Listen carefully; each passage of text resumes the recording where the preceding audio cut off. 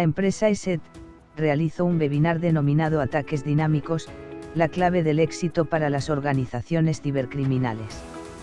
A continuación, veremos las imágenes del evento virtual por nuestro portal TV. Perfecto, muchísimas gracias, Leandro.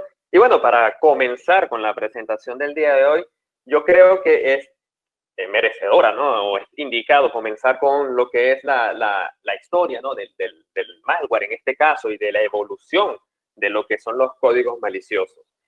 Si nos ponemos a pensar o recordamos, ¿no? Cómo eran los códigos maliciosos hace 20, 25 años atrás, para quienes lo puedan recordar, obviamente era un tipo de malware, digamos, que lo que llamábamos virus informático, ¿no? Era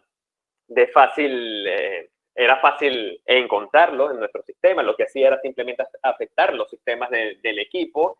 Su propagación era lenta, no había el auge que tenemos hoy en día con lo que es el Internet, así que era muy difícil esa propagación. Y aparte, los mismos eran archivos .exe o archivos ejecutables. ¿Qué quiere decir esto? Obviamente un archivo ejecutable es aquel archivo que nosotros debemos hacerle clic para que obviamente ejecute o se ejecute o realice la acción. Entonces, este tipo de código malicioso o los primeros códigos maliciosos fueron así. Justamente teníamos que darle clic a este archivo para que en este caso este malware hiciera toda esa actividad maliciosa para lo que estaba destinado a hacer, ¿no? Pero con el pasar del tiempo y con la evolución, digamos, que de las tecnologías, también fueron evolucionando todo lo que tenía que ver con el malware. No solamente evolucionó, ¿no? Empezamos a ver otro tipo de códigos maliciosos, otro tipo de malware. En este caso vimos o empezamos a ver lo que son los troyanos, que recuerden que son aquellos códigos maliciosos, aquellos malware que se hacen pasar por algún tipo de aplicación no maliciosa para engañar al usuario. Empezamos a ver otro tipo de malware como de repente el ransomware, que te empieza a cifrar ya la información y hoy en día no solamente cifra, sino que también la roba. Y aparte de que evolucionó, ¿no? Lo que es el código malicioso, también evolucionó la manera en que se ejecuta dicho código malicioso. ¿A qué me refiero con eso? Anteriormente, como les comenté, teníamos que ver o hacerle clic a este .exe. Hoy en día ya ni siquiera es necesario. Hoy en día podemos encontrarlo incluso adjunto a cualquier tipo de documento. Algún documento de Word, algún documento de Excel, que tenga dentro de él alguna macro donde se encuentra obviamente este malware, que una vez uno abre este archivo, este documento, ya empieza a trabajar, ¿no? Este malware que es un poco más elaborado, el malware de hoy en día. Entonces, si nos ponemos a pensar, hoy en día cualquier empresa tiene administrativos que de repente tengan obviamente algún tipo de contacto con proveedores o con clientes en donde tengan que ver de repente algún tipo de, no sé, documentos de facturas, algo que tenga que ver con alguna compra. Entonces es mucho más sencillo en este caso de que se ingresa el código malicioso acá en algún documento y se envía a cualquier personal administrativo de cualquier empresa y obviamente este personal administrativo abre ese archivo confiando de que puede hacer algún tipo de factura o algún dato importante que se necesita. Entonces, han evolucionado prácticamente no solamente el código malicioso, sino la manera también de ejecutarse. Y hoy en día la propagación es mucho más rápida. No solamente podemos intercambiar, porque recuerden que estos son documentos que podemos intercambiar por Bluetooth, por cualquier tipo de unidad extraíble o pendrive, como se le suele conocer, o unidad de almacenamiento extraíble, o incluso, obviamente, por todo lo que tiene que ver con la red ya del Internet, ¿no? Entonces, de esta manera podemos ver lo que son la evolución o lo que ha sido esta evolución de no solamente el código malicioso, sino de la manera en que hoy en día se ejecuta. Y no solamente eso, hoy, el día de hoy les presentamos, o les vamos a presentar, y ahí sí le doy la palabra a mi compañero Leandro, para que muestre algunos tipos de ataques o algunos ejemplos de los que hemos vivido, ¿no, Leandro? Totalmente, Fran.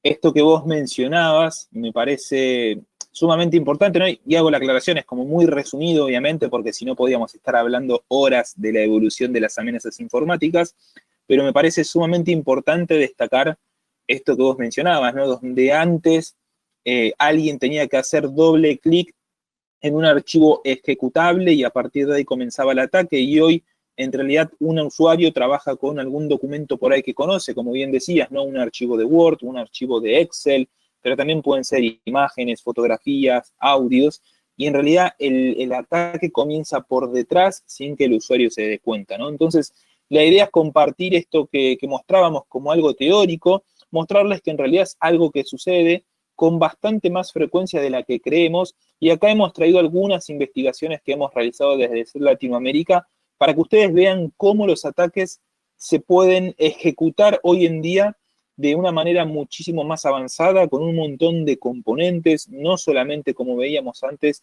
con una pieza de código malicioso, sino que interfieren un montón de componentes, algunos maliciosos, otros no tanto, pero que permiten hacer un ataque muchísimo más efectivo, tal vez por así decirlo, tal vez más dinámico, tal vez más difícil de detectar. Digo, son distintos términos que podemos usar, pero sí es cierto que son ataques mucho más complejos, ¿sí? Y son muy comunes, mucho más comunes de lo que creemos. Digo, esto no es tal vez el ataque más sofisticado a nivel mundial, sino que hoy es casi un estándar por cómo operan los cibercriminales, ¿sí? Entonces, fíjense, esta es la primera de las investigaciones que realizamos desde CERT Latinoamérica, que se llamó Operación Interception, donde acá básicamente lo que nosotros detectamos fue una campaña que estaba dirigida a usuarios de organizaciones militares y de la industria aeroespacial, ¿sí? Pueden ver que es algo muy concreto, y lo que hacía este grupo cibercriminal que llevaba adelante este ataque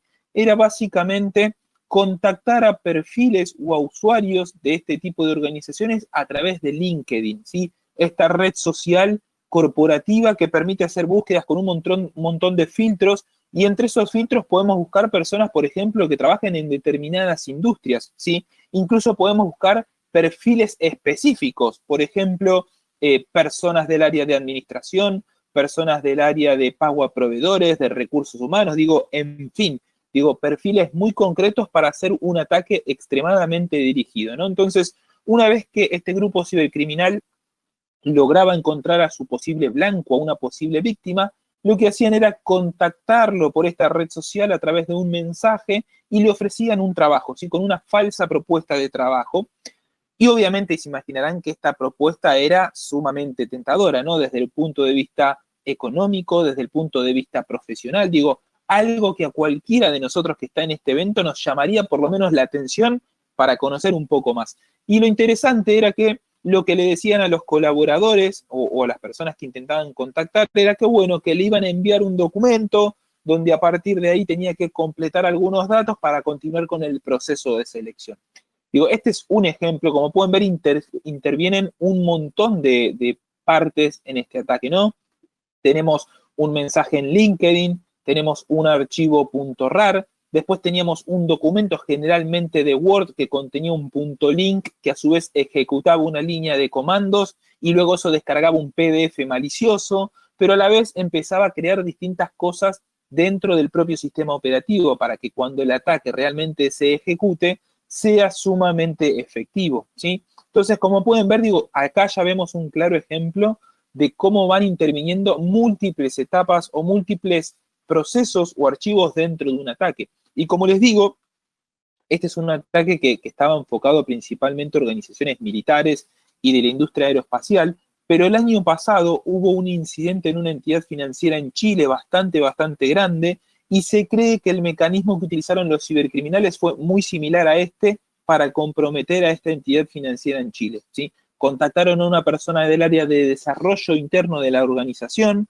le ofrecieron una oferta de trabajo, y fíjense lo interesante que en la mayoría de estos casos los contactos suelen ser durante el horario laboral. ¿Por qué? Porque lo que se aseguran en muchos casos es que la persona que esté siendo víctima del ataque esté utilizando un equipo corporativo. Entonces probablemente lo contacten y le digan, mira, te vamos a enviar y necesitamos que lo envíes dentro de la próxima media hora. Digo, dependiendo, no en el país en el que cada uno de nosotros estemos, pero todos estamos cerca del mediodía más o menos, entonces se supone que estamos en el horario laboral y muchos estamos utilizando un equipo laboral, por ejemplo, para asistir a este seminario, ¿sí? Entonces, fíjense cómo los atacantes van buscando distintos mecanismos como para poder avanzar en este tipo de ataques y a partir de ahí, obviamente, empezar a comprometer a los usuarios, ¿sí?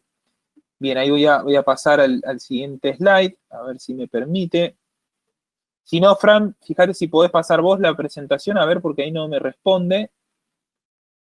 Si te permite a vos, excelente, gracias, Fran. Bueno, la segunda investigación que les quería compartir se llama Machete.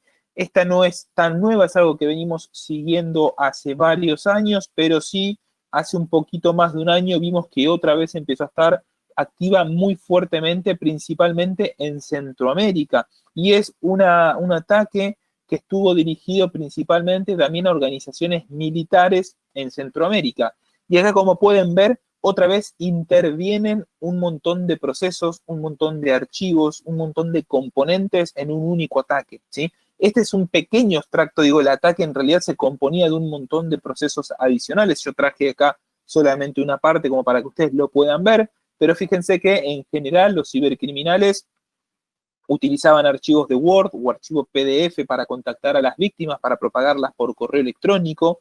A partir de ahí se empezaban a ejecutar una serie de procesos donde había incluso archivos cifrados dentro del ataque, como para que sea muchísimo más difícil detectar estos componentes maliciosos. Y luego, por ejemplo, se descargaba un componente desde Internet, se empezaban a hacer modificaciones dentro del sistema y se empezaban a descargar, por ejemplo, componentes como un backdoor para, obviamente, lograr tener algún tipo de persistencia y lograr descargar más componentes o más piezas de este tipo de código malicioso, ¿sí? Como pueden ver y como les digo, este es un pequeño extracto, toda esta información está disponible en nuestro portal de noticias. Si ustedes quieren leer toda la investigación y leer y conocer todos los detalles de cada una de estas investigaciones, lo pueden hacer entrando a winlipsecurity.com, ¿sí? Pasando a algo también, perdón, ahí se me fue el slide, a otra de las investigaciones que vimos, se llama Victory Gate, esta investigación que hicimos, y esta amenaza, este ataque se dio principalmente en Perú, ¿sí? Acá había gente que nos saludaba, por ejemplo, Félix desde Perú, donde lo que nosotros detectamos fue una botnet activa que se utilizaba principalmente para minar criptomonedas y que en Perú tenía más de 35.000 equipos comprometidos. ¿Sí? Fíjense los números que manejamos. ¿Y qué significa esto? Bueno, que un cibercriminal tenía a su disposición al menos 35.000 equipos para minar criptomonedas y a partir de ahí empezar a generar alguna ganancia económica, ¿sí?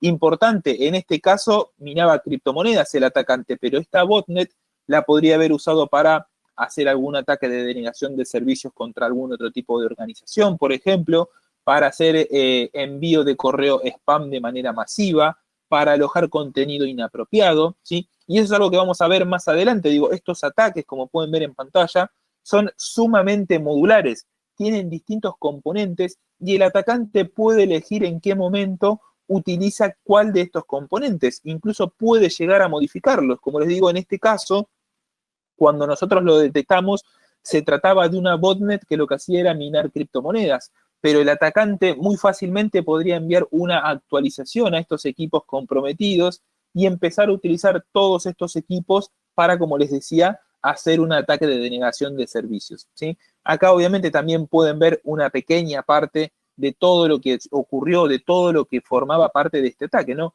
Archivos de registro modificados, archivos ejecutables, DLLs, digo, procesos internos, y a partir de ahí, obviamente, el atacante tenía el control sobre los equipos que estaban comprometidos, ¿sí?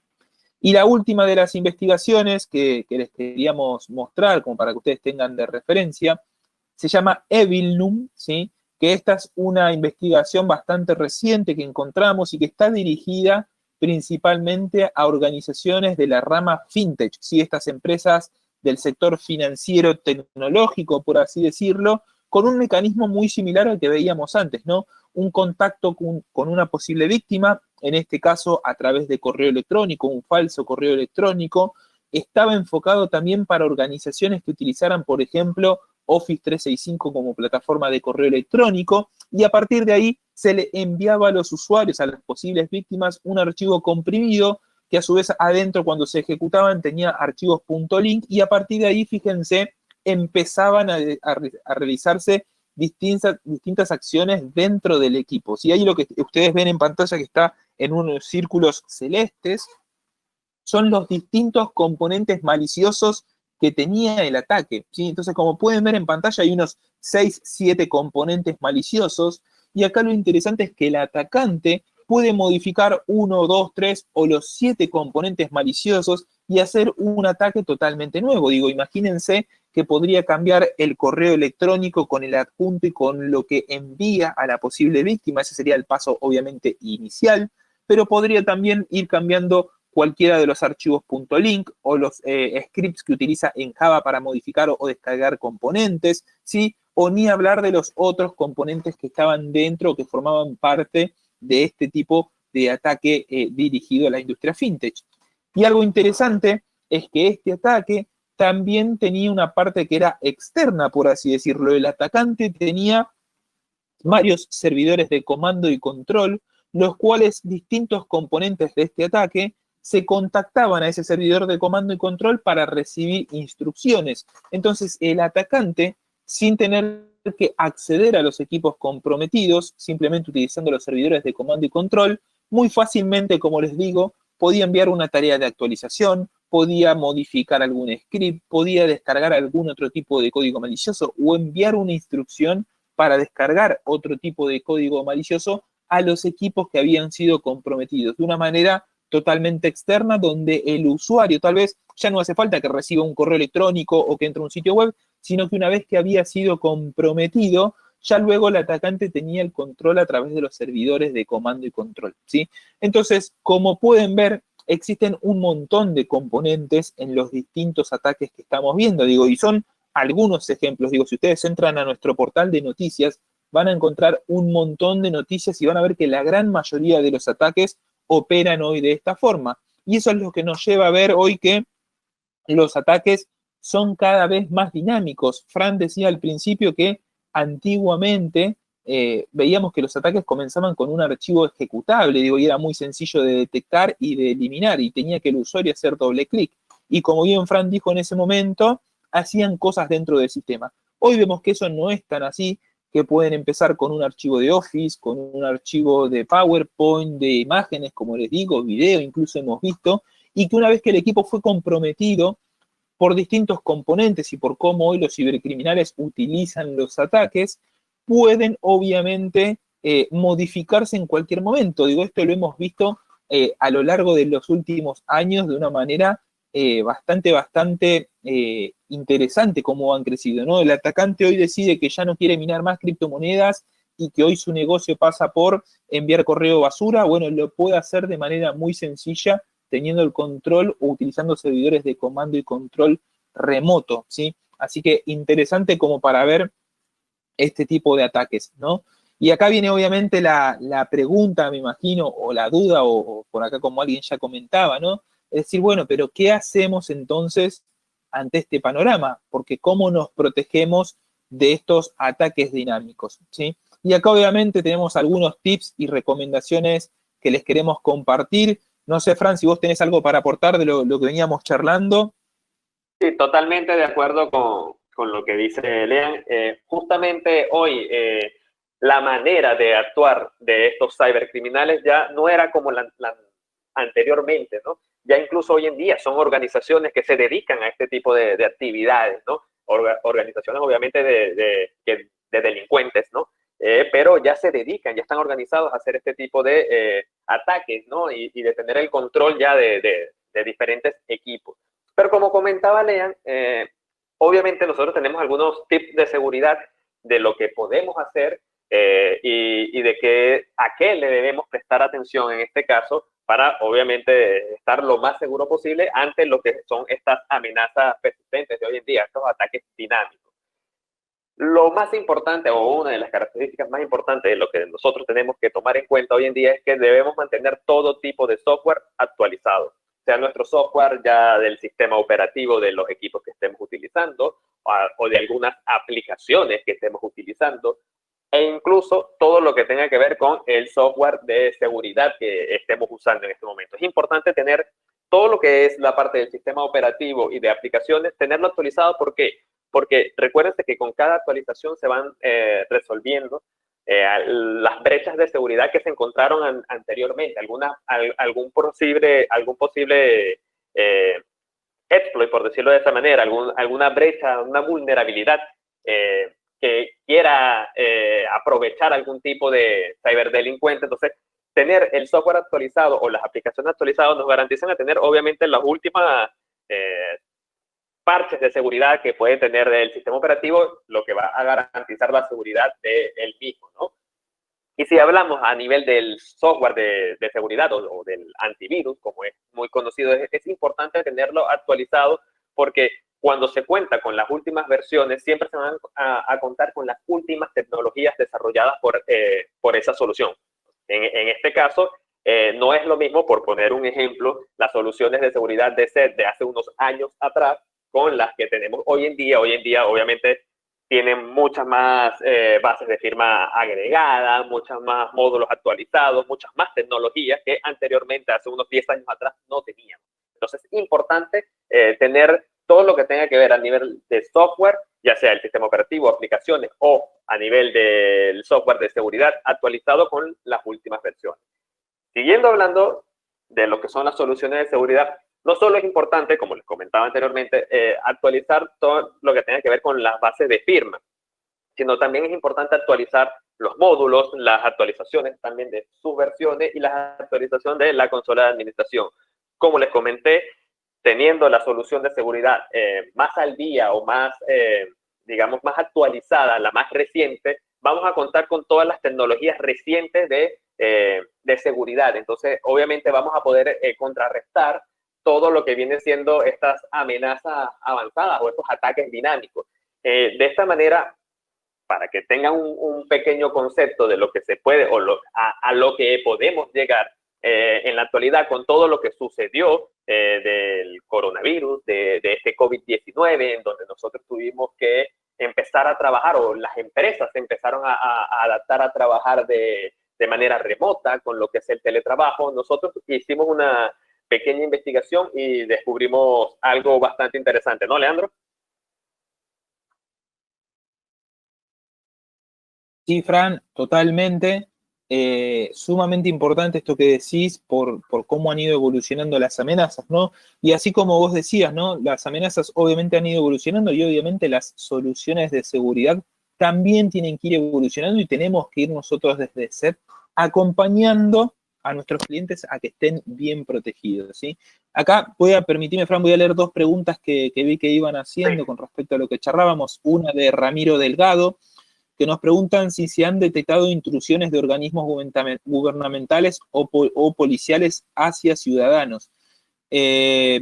A ver, sí, hemos detectado, Ramiro, no sé de qué país sos, pero por ejemplo acá hace un poco más de un mes en Argentina fue comprometida la Dirección Nacional de Migraciones, ¿sí? Con lo cual se filtró información de ciudadanos, no solamente argentinos, sino de todos los ciudadanos digamos, de otros países que hayan pasado por migraciones en Argentina, ¿sí?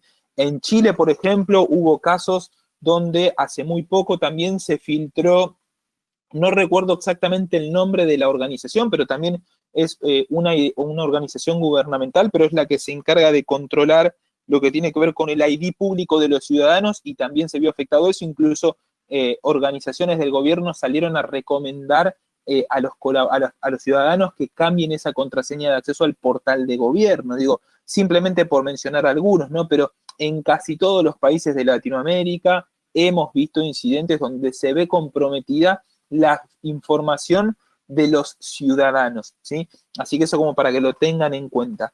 Y después Francisco por acá que nos pregunta información sobre un troyano bancario. No lo tengo acá a mano, Francisco, pero me comprometo una vez finalizado el webinario contactarte y enviarte los detalles sobre este troyano sobre el cual consultás, ¿sí? Pero bueno, nada, quería simplemente aclarar esas preguntas porque nos iban haciendo. A ver, ¿qué más? Bueno, acá Nicolás nos pregunta, por ejemplo, ¿cuál sería el principal vector de ataque o de entrada ante un tipo de ataque? Hoy, Nicolás, lo principal y el medio más utilizado es el correo electrónico. a partir de un correo con algún adjunto malicioso, con algún link a algún sitio que ha sido comprometido y que contiene malware. Así es como empiezan hoy los ataques, por lo cual es muy, muy importante poder proteger el correo electrónico, ¿sí? Y obviamente hacer tareas de concientización para los usuarios que sepan identificar y demás, pero el correo electrónico hoy es el principal vector de ingreso de los ataques, ¿sí? Entonces, volviendo a lo que comentábamos en el webinario y lo que mencionaba Fran hace un ratito, sobre mantener actualizado, obviamente, el software de seguridad, simplemente compartirles algo que hemos visto en estos meses, así como bien Fran decía, ¿no? Hoy estamos todos trabajando de manera remota, me imagino que muchos de ustedes hoy están en su hogar, digo, en este webinario. Nosotros particularmente en Argentina y más en concreto en ESET, desde el 18 de marzo, si mal no recuerdo, no hemos vuelto a la oficina y seguimos trabajando 100% remoto y tenemos, digo, planes de seguir trabajando así por lo menos por ahora, ¿sí? Me imagino que en muchos países ocurre lo mismo y con ustedes, muchos de ustedes estarán trabajando también de manera remota. Entonces, ese teletrabajo, nos llegó a ver una situación que tiene que ver con que las organizaciones tuvieron que adaptarse rápidamente y poder garantizar la continuidad de los sistemas, ¿sí? Y una de las cosas que permiten garantizar la continuidad de los sistemas es acceder a sistemas o servicios críticos que están aún en la organización, ¿sí? Y para eso hemos visto un incremento enorme en la utilización de protocolos RDP, por ejemplo, ¿sí? Estos protocolos de escritorio remoto. Y haciendo una simple búsqueda, estos son datos del mes de junio-julio, en motores como por ejemplo Yodan, que es un motor para buscar equipos o buscar dispositivos conectados a Internet, y haciendo búsquedas más concretas específicamente sobre dispositivos con protocolo RDP publicado en Internet, fíjense que podemos encontrar que en México hay más de 30.000 equipos, en Argentina más de 15.000, en Colombia 12.000, en Chile cerca de 10.000, digo, pueden ver ahí los datos, ¿no? Y estos son equipos que están públicos en Internet, ¿sí? Fíjense, Brasil se lleva todos los números con más de 110.000 dispositivos con protocolo RDP publicado en Internet. Y ahora, ¿qué significa esto? ¿O cuál es el riesgo de esto? Bueno, es que esos equipos están expuestos a Internet y que simplemente un atacante, obteniendo la dirección IP de esos equipos, podría intentar conectarse y hacer algún ataque de fuerza bruta o algún ataque por diccionario, por ejemplo, para ver si puede iniciar sesión en estos equipos que están publicados a Internet y que hoy cualquiera podría intentar conectarse, ¿sí? Es un riesgo enorme. Tal es así que nosotros hemos desarrollado una tecnología que se llama ESET Brute Force Attack Protection, que esta tecnología lo que hace es detectar específicamente intentos de conexión a los protocolos RDP. Y cuando detecta una serie de intentos fallidos de inicio de sesión, automáticamente bloquea las IPs de orígenes, evitando algún tipo de ataque de fuerza bruta, como les decía. Y esto es una tecnología nueva que hemos desarrollado en los últimos meses y que hemos entregado a través de una actualización a nuestros clientes, ¿sí? Entonces, esto es como para que vean la importancia de poder mantener actualizado nuestro software de seguridad para detectar, por ejemplo, una nueva tendencia de protección para poder estar al tanto o anticipado a algún ataque que pueda ocurrir, ¿sí? Hoy en día nosotros en promedio estamos detectando, gracias a esta tecnología, o evitando, mejor dicho, más de 120.000 ataques únicos diarios a nivel global, con lo cual imagínense la cantidad de ataques que están circulando a este tipo de protocolos. Y por eso, sumamente importante, como bien decíamos, mantener actualizado todo el software que tengamos, no solo el sistema operativo, no solamente las aplicaciones, sino también, obviamente, nuestra solución de seguridad. Ahí estoy viendo algunas preguntitas, denme 2 segundos a ver si lo puedo acomodar, así aprovecho para responder algunas consultas que hayan surgido. A ver, teníamos por acá, denme 2 segundos porque van escribiendo y se me van, les pido 1000 disculpas. Perfecto, a ver. Bueno, acá John nos comentaba que en Colombia se han generado sanciones por falla en la protección de los datos de los ciudadanos. Por ejemplo, sí, John, sabemos que en casi todos los países de Latinoamérica existe una ley de protección de datos personales, ¿no? Independientemente del nombre, pero apuntan a eso, ¿no? A regular y asegurar que la información de los ciudadanos va a estar protegida, ¿sí? Y hay sanciones bastante severas, ¿sí? Bueno, acá Eduardo justamente nos preguntaba esto que mencionábamos, ¿no? Si producto de la pandemia ha crecido el número de ciberataques o se mantuvieron iguales a nivel mundial.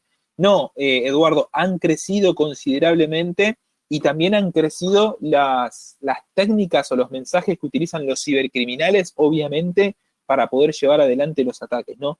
Tal vez allá por el mes de marzo, cuando empezamos a ver las primeras noticias falsas de la pandemia, muchos ataques por correo electrónico, sumado a lo que preguntaba Nicolás, ¿no? De cómo se propagaban, falsos correos electrónicos con mirá este video de lo que ocurrió en China, por ejemplo, buscando, captar la atención.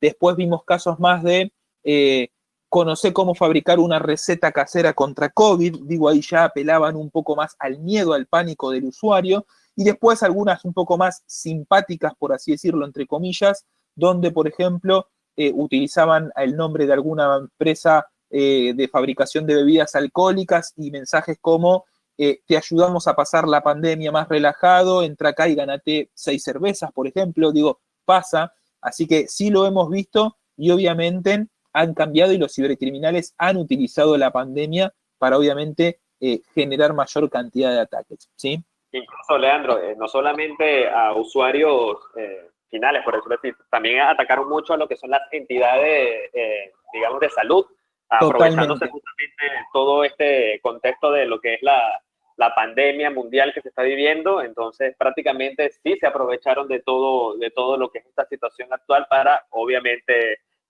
digamos que subir sus ataques o los números de ataques, Exacto. ¿no? Totalmente, Fran, buenísimo ahí el dato que acotabas. Y acá otra consulta sobre Víctor, ¿no? Pregunta sobre si el aumento en las medidas de protección en los equipos no se aumenta el consumo de recursos haciendo los equipos más lentos. Mirá, Víctor, en realidad yo voy a hablar por las soluciones de SET y te puedo garantizar que nuestros productos son de los más livianos en el mercado, no generan un impacto negativo en los equipos, no porque lo diga yo o porque lo diga SET, sino que hay entidades independientes que se encargan de probar y de evaluar la performance y el impacto de soluciones de seguridad en equipos, en plataformas. Uno de los más conocidos y los más confiables en el mercado es AB Comparatives, no sé si lo conoces, pero te invito a que busques en Google, es AB Comparatives, y ahí vas a ver que o trimestralmente o mensualmente hacen distintos tipos de evaluaciones, y ahí vas a poder ver que una de las evaluaciones que hacen es de performance, y vas a ver que las soluciones de SET son de las más livianas en el mercado, ¿sí? Entonces, volviendo a la parte de las tecnologías, Fran, este es un ejemplo que ponemos de por qué es importante mantener actualizados los productos de seguridad, y esta es una tecnología que hemos agregado recientemente, pero tenemos varias tecnologías más, ¿no es cierto, Fran? Totalmente, Lean, y justamente esto quería responder también de la pregunta que hizo Víctor anteriormente. Víctor, justamente nuestra solución es una de las soluciones más livianas en el mercado y posee toda esta cantidad de tecnología, no solamente la que comentó Leandro anteriormente, sino que también tiene todas estas tecnologías, cada una de nuestras soluciones de seguridad que justamente trabajan en lo que nosotros llamamos seguridad en múltiples capas. ¿Para qué? Para tener tecnologías que estén detectando el malware en cada una de sus etapas. En la etapa de pre-ejecución, o sea, antes de que se ejecute obviamente el malware, en la etapa de ejecución, cuando se está ejecutando en este caso el malware, y en la post-ejecución, una vez que se haya ejecutado el malware. Entonces, todas estas tecnologías se unen, contando la que Leandro nos había comentado anteriormente, todas se unen en nuestras soluciones de seguridad. Y de estas tecnologías salen o vienen de 3 tecnologías fundamentales de SET, por así decirlo, que son las que pueden ver en pantalla. Tenemos lo que es la tecnología del SET Library, que viene siendo nuestra base de datos de reputación que se encuentra en la nube y tiene conexión con cada una de las soluciones de seguridad de SET a nivel mundial. ¿Qué quiere decir esto? Que cuando cualquiera de las soluciones detecta algún malware nuevo, este mismo es colocado en esta base de datos de reputación y así todas las soluciones a nivel mundial ya van a conocer este nuevo malware que apareció y va a ser mucho más rápido y efectivo en el momento de que este malware quiera afectar el equipo, va a ser mucho más rápido y efectiva la detección porque ya lo conoce. Aparte de eso, también tenemos lo que es el SET Machine Learning. Como ya saben, quizás el Machine Learning o la palabra Machine Learning sea algo que hayan escuchado de un par de años hacia acá. ESET tiene trabajando con el Machine Learning desde 1995, o sea, más de 20 años trabajando y desarrollando y evolucionando cada una de las redes neuronales de este Machine Learning hasta llegar a lo que es hoy en día el Machine Learning avanzado, que es incluso capaz de detectar amenazas zero day o malware nunca antes visto. Y por último, todo lo que tiene que ver con detección y bloqueo por medio de comportamiento. ¿Qué quiere decir esto? Les pongo un ejemplo rápido. Recordemos que, por ejemplo, el malware el ransomware, ya sabemos que lo que hace el ransomware en este caso es cifrar información. Entonces, cuando la solución detecte que hay algún archivo o algo que está empezando a cifrar información, inmediatamente asocia que es un comportamiento malicioso y por ende lo detecta y lo bloquea, ¿no? Entonces, de esta manera trabaja esta detección y bloqueo por medio de su comportamiento. Apartando eso, de que tenemos todas las soluciones de seguridad con todas estas tecnologías, siempre hablamos de múltiples capas de seguridad y siempre tener una capa adicional de seguridad nunca está de más. Mientras más capas de seguridad tengamos o más soluciones de seguridad tengamos, obviamente va a ser mucho mejor, porque vamos a estar haciendo un poco más difícil de que, digamos, el atacante trate de ingresar. Incluso a nivel de la vida cotidiana, si nosotros queremos cuidar cualquier pertenencia, un carro, por dar un ejemplo, nosotros justamente utilizamos lo que es la seguridad en capa, le colocamos alguna alarma, le colocamos el trancapalanca, por decirlo así. O sea, tenemos varias opciones de seguridad. Lo mismo se presenta para lo que es la seguridad informática en este caso. Y es aquí donde les presento, o les vamos a presentar el día de hoy, lo que es la solución de ESET llamada ESET Dynamic Threat Defense, que viene siendo una capa adicional de seguridad que se le agrega a soluciones ya de seguridad de ESET, como soluciones para endpoint o seguridad para endpoint, seguridad para servidores de archivo y seguridad para servidores de mail. En este caso, ¿qué viene siendo el ESET Dynamic Threat Defense? Para los que no lo conocen, bueno, es nuestro sandboxing que se encuentra en la nube. Es prácticamente un entorno controlado que nosotros tenemos en la nube y que, como les comenté, se le agrega a las soluciones de seguridad, como la solución de seguridad para endpoint, para archivos, para servidores de archivo y para servidores de mail, en donde se hace una configuración previa para que todo tipo de archivo que vaya a ingresar a nuestra red automáticamente se envíe a este entorno controlado. Una vez que se envía a este entorno controlado que nosotros tenemos en la nube, se ejecuta y por medio de lo que es su comportamiento podemos detectar si el mismo es malicioso o no. En dado caso de que sea malicioso, obviamente el archivo es eliminado, impidiendo que el mismo pase a lo que es la red interna y llegue al usuario final. Entonces, está prácticamente nuestra tecnología de sandboxing, que lo que hace es detecciones basadas por comportamiento o por el comportamiento que tenga este archivo que se ha enviado. Incluso podemos nosotros detectar hasta amenazas zero day o amenazas nunca antes vistas. Para que se entienda un poco mejor de qué manera trabaja, cómo funciona, tenemos este pequeño diagrama que nos gusta mostrar porque se entiende bastante bien de qué manera funciona nuestra solución. Supongamos que, como habíamos visto anteriormente, que Leandro justamente había comunicado que uno de los mayores vectores de hoy en día, obviamente de propagación, de ataques de lo que es el malware, es el correo electrónico. Supongamos o tomamos el ejemplo de que viene algún correo electrónico con un malware adjunto, obviamente ingresa a nuestro servidor de mail. En el servidor de mail nosotros tenemos la seguridad para mail, lo que es el Mail Security de ESET, y obviamente como es una capa adicional al Mail Security, le agregamos el Dynamic Threat Defense a este servidor de archivo. De mail, perdón. Ya se configuró previamente para que enviara de manera automática cualquier tipo de archivo que ingresara a este servidor y de manera automática él viaja a esta sandboxing en la nube y dentro de este sandboxing, de este entorno controlado, nosotros ejecutamos ese archivo y vemos el comportamiento. En el caso del ejemplo, al ser un comportamiento, como pueden ver, malicioso, detecta de que el archivo tiene algún malware, por ende, lo elimina. Al usuario final le llega el correo sin el archivo adjunto, simplemente le va a llegar un mensaje que dice que ese adjunto fue eliminado por el Dynamic Threat Defense. Y obviamente, en este caso, lo que es el analista de seguridad o el encargado de la seguridad va a poder ver desde la consola de seguridad de SET qué fue lo que sucedió. Todo va a poder tener el reporte del Dynamic Threat Defense, donde indica qué fue lo que se analizó, cómo se analizó, por qué se analizó y obviamente el resultado de ser malicioso o no.